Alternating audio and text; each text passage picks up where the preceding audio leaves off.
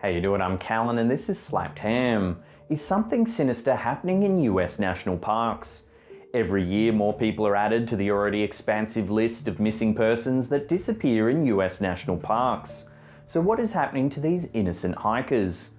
Well, before we find out, remember to hit that subscribe button for more interesting, creepy content just like this.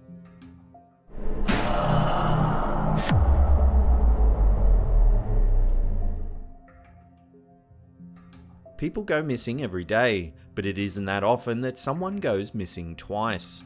However, that's exactly what happened to Randy Rasco. In May 2015, Rasco's family discovered that he had quit his job, removed everything from his apartment, and disappeared. He was found the following month in another state, stating that he wanted to be alone for a while. The case seemed to be closed until November of 2015, when Rasco's car was spotted in the parking lot of the Mammoth Cave Visitors Center. According to officials, the car was there for around 2 weeks before someone noticed that something was amiss. Rasco was a frequent visitor of national parks. He enjoyed hunting, fishing, and hiking, so it wasn't unusual for him to take a trip to Mammoth Cave. However, it was unusual for him to head into a park and not surface again. Volunteers and park officials spent days searching the park for any sign of Rasco, but never found a single clue as to his whereabouts. Glenn and Bessie Hyde were regular hikers in America's national parks. There was nothing they loved more than to spend time sailing down one of the country's many beautiful rivers. However, in October 1928, they began their final trip downriver. The couple set out on a river running trip for their honeymoon, seeking to set the record for the fastest trip through the Grand Canyon. Had they made it, Bessie would have been the first woman to complete the trip. They were last seen hiking out of the canyon on Bright Angel Trail to get supplies. On December 19, their boat was spotted floating adrift in the river. It was floating upright and was fully intact. There was no evidence on the boat to explain what had happened to the hides. Numerous theories sprung up, that Bessie had stabbed her husband and run off, or that Emery Kolb, the last person to see them alive, had murdered them. However, no one really knows what happened to the river-running newlyweds.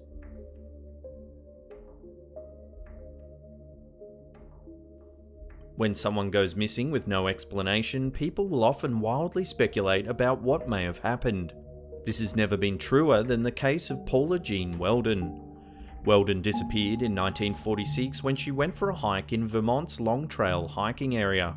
She took no extra clothing, so it seems she only intended to hike for a few hours. She hitchhiked to the trail and was spotted there by a group of hikers. She spoke to them briefly and continued on. That was the last time anyone saw her. The most interesting part of this case is what came after searches turned up nothing. People were fascinated by the case and invented wild stories about Weldon's disappearance. That she had run off to start a new life, had fallen and come down with amnesia, had run away with a secret lover, or had committed suicide in the park. However, the case went cold and no one really knows what happened to her.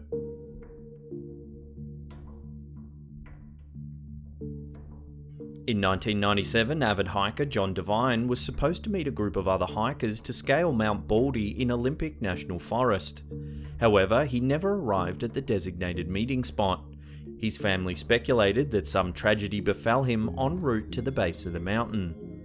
Like the Weldon disappearance, Devine's case gets truly fascinating when the search begins. Authorities decided to use a helicopter to scour the park in search of the missing hiker.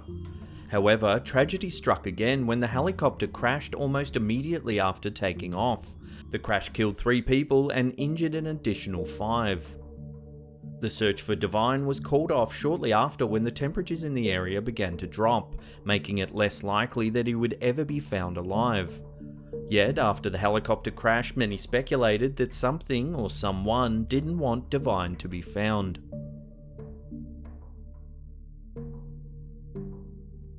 Mysterious disappearances become infinitely more tragic when children are the victims. These cases are even more dreadful when no one can explain what might have happened. In 1969, 6-year-old Dennis Martin was hiking with several family members in Great Smoky Mountains National Park. His brother spotted him going to hide behind a nearby bush, intending to jump out and startle his father. 5 minutes later, when he hadn't emerged, the family began to worry. They searched the area but were unable to find the child. What could have happened in the short time that Martin was out of his family's sight? Some suggest that he was abducted or became the victim of a wild animal. However, wouldn't his family have noticed another person or vicious animal nearby? The details of this case were truly baffling to the officials tasked with searching for the child, and no clues were ever found.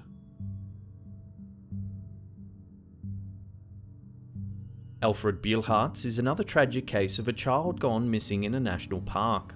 In 1938, he was 4 years old. He went hiking with his family at Estes Park. He fell behind the other hikers, and by the time anyone noticed, he was gone.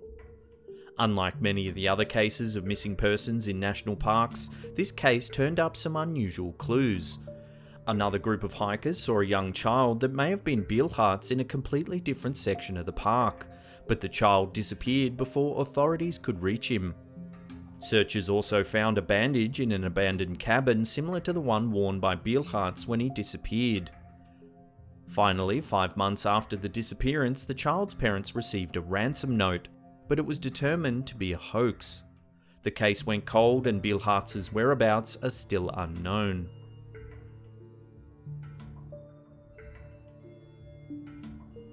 Samuel Balke, another child who became victim of America's national parks, is a particularly troubling case.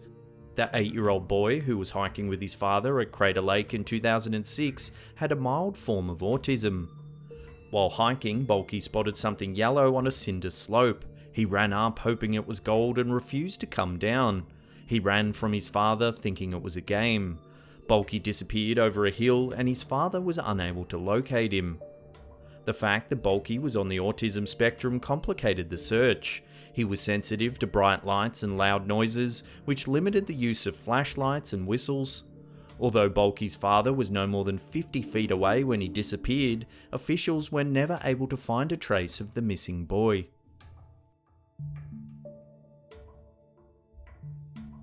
In 2010, Bill Iwasco set out to hike on the Juniper Flats trailhead in Joshua Tree National Park. He never returned. A massive search was mounted in the park, but the searchers failed to turn up many clues. However, 3 days after he disappeared, authorities received a baffling clue. Iwasco's cell phone pinged Verizon's Seren Tower in Yucca Valley, miles away from where he had disappeared. While it is slightly unusual that a signal would have turned up so far from where he went missing, there is another question that plagues authorities. Why didn't the phone ping any of the towers between that location and where Iwasco disappeared? This is a question that has never been satisfactorily answered.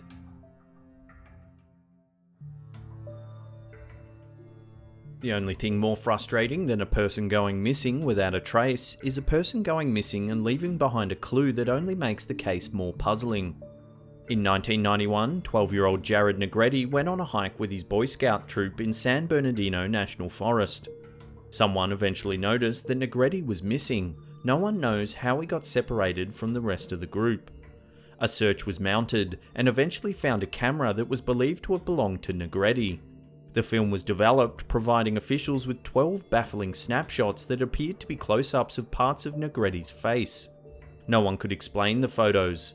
Were they clues to his disappearance or just evidence of a young boy playing around with his camera? No one can answer this question.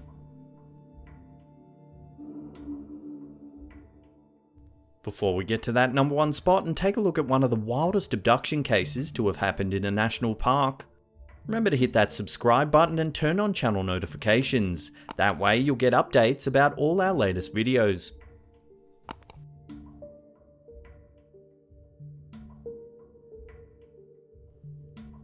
The Lowe family of Lawndale, Illinois has one of the wildest abduction stories in history. Many people use their tale as evidence in any case of a child going missing in one of Illinois' many national parks. Though this story has a happy ending, not everyone is so lucky. The Lowe family lived in close proximity to many parks. One day, while lounging near their home, they reported that a large bird swooped down and attempted to carry away young Marlon Lowe. Luckily, his mother was able to stop the abduction. but many believe that other children who have gone missing in national parks in the area were less fortunate victims of mysterious thunderbirds that supposedly hunt in the area. Thunderbirds are enormous creatures from Native American folklore. Legends say these giant birds had a wingspan of nearly 4 to 5 meters, which is around 13 to 16 feet, and were indeed capable of carrying large prey off into the sky. While the thunderbird exists purely in the realm of mythology, there were giant birds of prey known as teratons that coexisted with early man some 12,000 years ago. Marlon Lowe weighed approximately 56 pounds when the thwarted abduction occurred, making it next to impossible for any normal bird to lift him from the ground. So what was the mysterious creature that attempted to take him away? If you want more mysterious unsolved cases, well, we've got plenty more.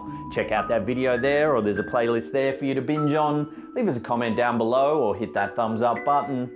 And that's it for me. I'll see you all next time.